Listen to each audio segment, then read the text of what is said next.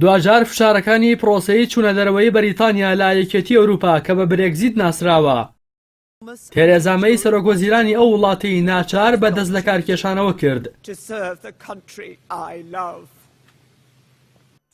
لە دوای ڕیفراندۆمەکەی 23 حوزەیرانی ساڵی 2016 و پاش دەست لە کارکێشانەوەی دەیڤد کامیرۆنی سەرۆکوەزیرانی ئەو کات کە سەرۆکایەتی بەرەی نەخێری دەکرد و دەیویست وڵاتەکەی لە نێو یەکێتی ئەوروپا بمێنێتەوە، تریزا مەی وەک سەرۆکوەزیران دەست بەکار بوو.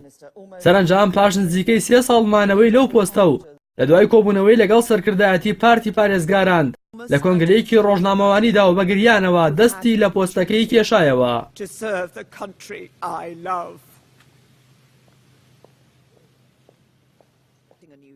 لا کۆنگرا ڕۆژنامەوانەکەدا مەی وتی هەوڵی تەواوی داوا بۆ ئەوەی ئەنجامی گشتپرسەکەی سەبارەت بە یەکێتی ئەوروپا بەدەست بهێنێت، بەڵام شکستی هێنا و بۆ هۆیەوە لە 7 حوزەیران دەست لە پۆستەکەی دەکێشێتەوە و پێویستە ئەو کەسەی دێتە شوێنی کۆدەنگیەک دروست بکات کە ئەو نەیتوانیوە دروستی بکات.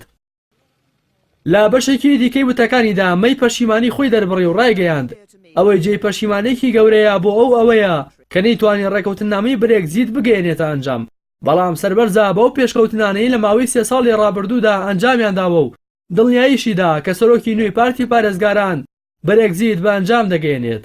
پاش دەست لە کارکێشانەوەی تێرێزا مەی سەرۆکوەزیرانی بەریتانیا و لە یەکەمین کاردانەوەی نێوخۆیی ئەو وڵاتەدا سەرۆکی پارتی ئۆپۆزیسیۆن داوای ئەنجامدانی هەڵبژاردننی پێشوەختی کرد.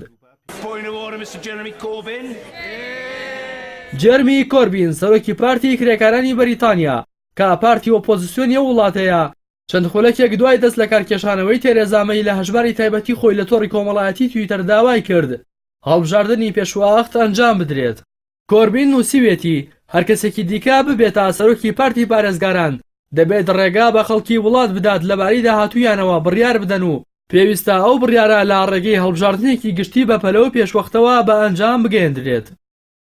هەروەها کۆربین دەست لە کارکێشانەوەکەی مەی بە کارا دروستەکە وەسف کردو و دەشڵێت دوای چەندین مانگ لەوە تێگەیشتووە کە خۆی و پارتە پەرتەوازەبووەکەی توانای بەڕێوەبردننی حکوومەتیان نییە.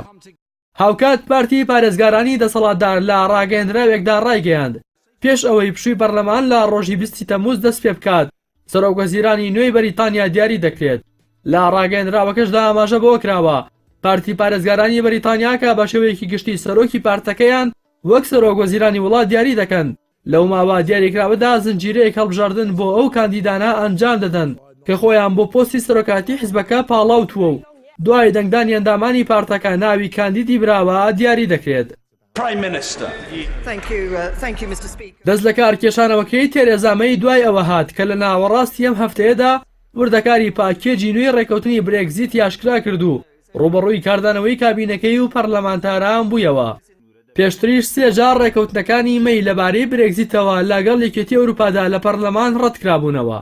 هەروەها بەپێی پێشبینیەکان پارتەکەی مەی کە پارتی پارێزگارانە لە هەڵبژاردنەکەی پەرلەمانی ئەوروپادا کە 23 مانگا بەڕێوە چوو تووشی شکستێکی گەورە دەبێت. بەشێکی میدیاکانیش ئاماژە بەوە دەکەن سەرکردایەتی پارتی پارێزگاران سەرۆکوەزیرانیان ناچار بەدەست لە کار کێشانەوە کردووە.